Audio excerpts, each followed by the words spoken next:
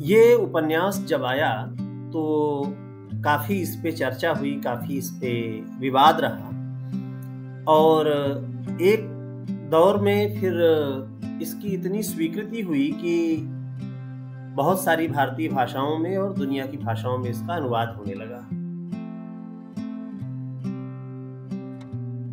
आज हम जिसको बांग्लादेश कहते हैं और वहाँ पर जिस तरह का जब भारत एक ही भारत था, उस समय का जो जनजीवन है, पद्मा नदी के किनारे का जो जीवन है, उसमें मछुआरों की जिंदगी है, उसके बारे में समझना चाहते हैं तो ये एक बहुत महत्वपूर्ण उपन्यास है, इसको पढ़ा जाना चाहिए।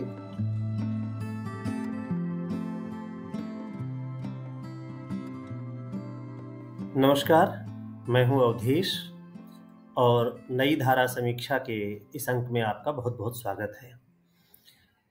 आज मैं आपसे जिस किताब की चर्चा करने जा रहा हूं, ये सिर्फ जिस भाषा में लिखी गई थी उसका ही क्लासिक नहीं है, बल्कि तमाम भारतीय भाषाओं में और दुनिया की अलग अलग भाषाओं में इसके अनुवाद हुए और ये किताब है माणिक बंदोपाध्याय की पद्मा नदी के माझी।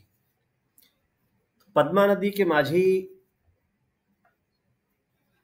किताब के बारे में, अगर छोटा सा उपन्यास है ये, इसके बारे में अगर दो तीन बातें हम लोग समझना चाहें तो सबसे पहले तो यही कि पद्मा नदी क्या है। तो हम जानते हैं कि भारत से गंगा जब बांग्लादेश में प्रवेश करती है तो उसको पद्मा या पद्मा नदी बोला जाता है। ये उपन्यास जब आया तो काफ़ी इस पे चर्चा हुई, काफ़ी इस पे विवाद रहा और एक दौर में फिर इसकी इतनी स्वीकृति हुई कि बहुत सारी भारतीय भाषाओं में और दुनिया की भाषाओं में इसका अनुवाद होने लगा। उसकी खास बात यह है कि पद्मा नदी के किनारे रहने वाले मछुआरा समुदाय का जो जीवन है, उस जीवन को जितना बारीकी के साथ माणिक बंदोपाध्याय दर्ज करते हैं वो उसके पहले तो नहीं ही था। उसके बाद भी आपको बहुत कम ऐसे उपन्यास मिलेंगे जिसमें मछुआरा समुदाय के जीवन को इतना बारीकी से दर्ज किया गया हो। गौतम घोष के निर्देशन में 1993 में इस किताब पर, इस उपन्यास पर एक मूवी भी बनी थी। मैं इस किताब की थोड़ी सी कथा वस्तु अगर आपके साथ साझा करूं तो मुख्य रूप से इसमें जो पात्र हैं, तो मुख्य पात्र है कुबेर और दूसरा एक पात्र जिसके बारे में ये तय करना बहुत मुश्किल है कि वो उसका चरित्र कैसा है, वो अच्छा आदमी है या बुरा आदमी जैसा हम सोचते हैं बहुत बार, वो है हुसैन मियाँ। और इसके अलावा कुबेर की पत्नी है माला और माला की बहन है कपिला।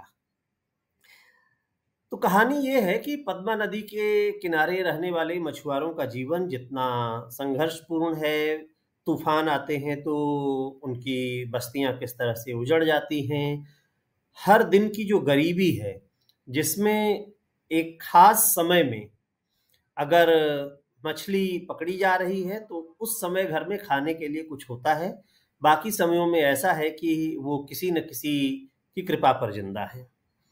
और फिर जब हम इस तरह के समाजों के बारे में सोचते हैं तो सिर्फ यही नहीं होता है कि वहाँ दुख है, वहाँ तकलीफ है, बल्कि वहाँ पूरा जीवन है। उस जीवन को वो दर्ज करते हैं जिसमें ईर्ष्या भी है, जिसमें प्रेम भी है, जिसमें एक तरह की निस्संगता है जीवन के प्रति और एक दूसरे को सपोर्ट करना भी है और एक दूसरे के खिलाफ कुछ कुछ साजिश कर लेना भी है। तो ये सारी की सारी चीजें उस बस्ती को, बेसिकली अगर मुझे कहा जाए कि इसका नायक कौन है तो दरअसल पद्मा नदी के किनारे बसी हुई मछुआरा बस्ती इसकी नायक है। अब कुबेर उर्सी में से एक चरित्र है जो कि बहुत मेहनत से काम करता है, उसके पास अपनी नाव नहीं है, दूसरों की नाव पर मजदूरी करता है, मछली पकड़ता है और फिर जो काइयापन है लोगों का, जो नाव का मालिक है वो मछली पकड़ी जाती है, बाजार लेके जाता है, सौदा किसी और भाव पे तय करता है, अपने मजदूरों को बताता है कि इससे बहुत कम में सौदा तय हुआ है, क्योंकि उसको एक हिस्सा उस सौदे में जितना पैसा मिला होता है उसका देना होता है। इस तरह से वो ठगा जाता रहता है। और इसी गांव में रहस्यमय एक व्यक्ति हैं हुसैन मियाँ, जो आते रहते हैं। हुसैन मियाँ व्यापारी हैं। किस चीज के व्यापारी हैं किसी को नहीं मालूम, लेकिन उनके बारे में हर किसी को ये पता है कि वो बहुत बड़े कारोबारी हैं।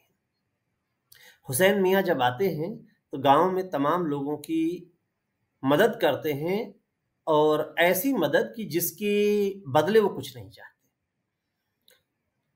धीरे धीरे ऐसी स्थिति आती है कि कुबेर तमाम जगहों से थक हार करके हुसैन मियाँ की नाव पर नौकरी करता है, और तब ये खुलासा होना शुरू होता है कि हुसैन मियाँ जो हैं वो तमाम सारी चीज़ों का व्यापार करने के साथ साथ अफीम का भी व्यापार कर रहे हैं, अवैध तरीके से कर रहे हैं, और जगह जगह कुबेर को अफीम पहुंचानी होती है। लेकिन कुबेर मियाँ का एक बड़ा भारी एम्बिशन है कि उन्होंने पद्मा नदी के बीच में कहीं बहुत दूर एक टापू खरीद लिया है, और उनकी महत्वाकांक्षा ये है, उस द्वीप का नाम है मैना द्वीप। महत्वाकांक्षा ये है हुसैन मियाँ की कि वो टापू आबाद हो जाए। वो रहने लायक जगह नहीं है, पूरा जंगल है, वहाँ पर मलेरिया से लोग मर जाते हैं। और हुसैन मियाँ इस दुनिया में जहाँ जहाँ जो लोग निराश्रित हैं, जिनको कहीं कोई उम्मीद नहीं है, उन सब को कोशिश करते हैं कि किसी तरह से मैना द्वीप पे पहुंचा दिया जाए। मैना द्वीप पर जो लोग जाते हैं उनसे कोई पैसा नहीं लिया जाता है, उनको जमीनें मिलती हैं। उनको करना सिर्फ इतना है कि जंगल साफ करके खेती करनी है, और उसके साथ साथ बच्चे पैदा करें, ताकि मैना द्वीप की आबादी बढ़े, मैना द्वीप आबाद हो सके। अब जिंदगी में बहुत सारे पेंच हैं इसमें। कुबेर की पत्नी जो है वो चल नहीं सकती, पैरों से विकलांग है। खास स्थितियों में उसकी बहन कपिला आती है इनके घर में, और फिर कुबेर और कपिला का भी एक बड़ी ही जटिल स्थितियों में एक संदर्भ ऐसा आता है जिसमें उनके बीच का संबंध भी है, और आप उसको सामान्य नैतिकता के दायरे में जज भी नहीं कर सकते।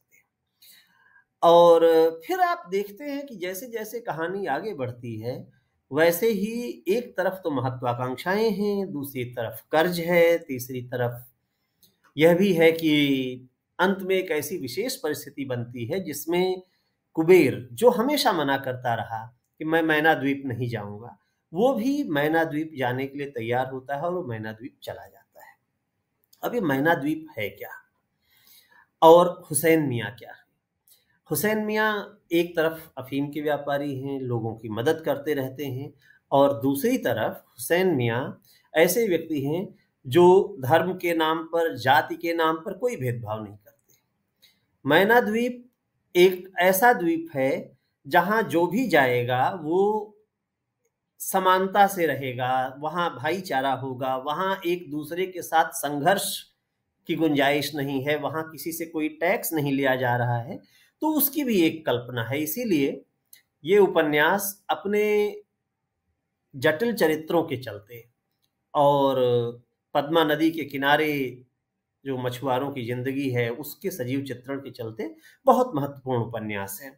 तो मुझे उम्मीद है कि आप सब ने कभी न कभी इस उपन्यास के बारे में जरूर सुना होगा, और इसका अनुवाद किया है तड़ित कुमार ने, संभव प्रकाशन से ये छपा हुआ है।